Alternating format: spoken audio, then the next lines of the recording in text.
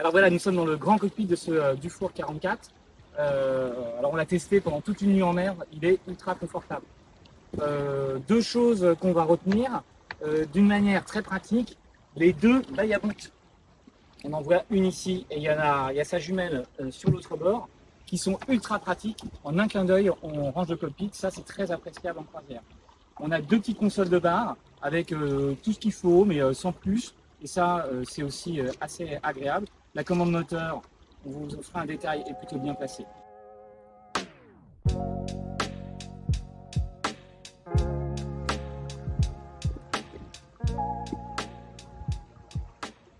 L'autre aspect très pratique de ce cockpit est assez innovant. Ce sont, chez Dufour en tout cas, ce sont les deux accès à la mer.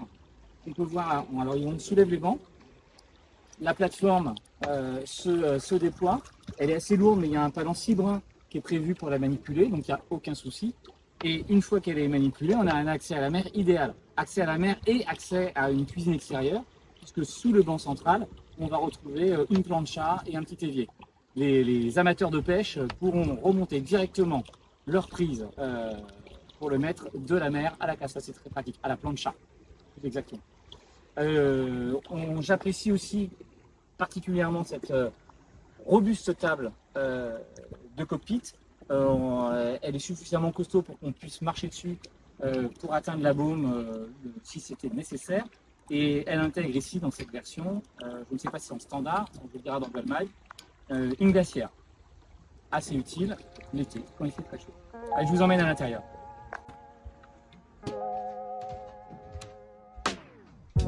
Alors voilà, nous sommes dans ce carré, hop, chapeau, assez original. Il est original parce que d'abord, cette table, c'est un peu du jamais vu, et qui fait un espace très convivial.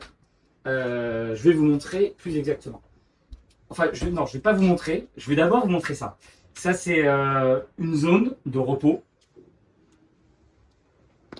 qui est totalement transformable. Alors là, ce que je vais ranger là, c'est ce qu'ils considèrent comme une table à cartes.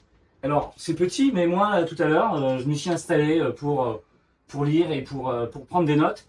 Franchement, je m'imagine très bien avec mon petit ordinateur. Là, j'ai deux, trois rangements. Finalement, c'est loin d'être absurde. Je trouve ça pas mal.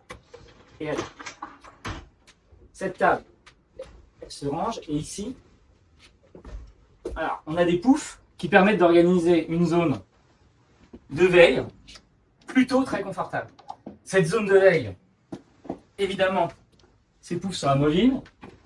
Ils vont servir dans le carré pour s'installer autour de la table. Franchement, c'est astucieux et c'est plutôt sympathique. Ce côté modulable, évidemment, cette table elle est transformable, elle s'abaisse et ici on a un lit double. Et tout ce côté modulable fait de cette zone vraiment un endroit super agréable pour prendre l'apéritif, pour discuter après une nave, pour préparer une nave. Ça, on ne le remet pas en cause et on trouve ça très bien. Très bien aussi, cet espace-là, ce module, qui ici est une douche, mais qui a la possibilité de se transformer en un bureau, enfin une pièce annexe. D'ailleurs, on pourrait y faire, pourquoi pas, un atelier, mais en l'occurrence, elle y propose un bureau et le volume est suffisamment grand, franchement, pour avoir un très bel espace de travail. Quand il est transformé en espace de travail, il est ajouré ici, ce qui fait qu'on n'est pas non plus enfermé dans une pièce, on participe à la vie du bureau.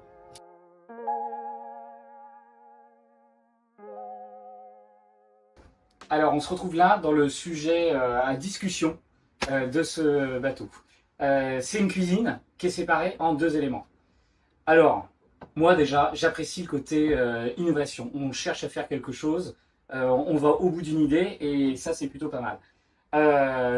J'ai préparé 2 repas. J'étais plutôt bien pour préparer 2 repas. En fait, l'essentiel de la préparation, finalement, je l'ai faite là, où j'ai un frigidaire en accès frontal ou en accès supérieur, un espace de travail qui est un peu bas mais qui était très bien pour faire de la découpe, et puis après ma zone de cuisson. De l'autre côté, c'est la zone évier vaisselle. Donc dans l'absolu que les deux soient séparés, ça ne me pose pas vraiment de problème. Ça m'a posé un petit souci au moment où j'ai voulu égoutter les pâtes que j'avais cuites. Alors là, effectivement, il faut traverser toute la largeur du four 44 pour aller égoutter sa casserole. Et c'est là où ça devient plus compliqué. Voilà, il y a d'autres petits détails positifs et moins positifs que je dirais, mais ça, je dirais dans Wellmag uniquement. Il faut nous lire un peu. Tout ne se fait pas forcément en vidéo.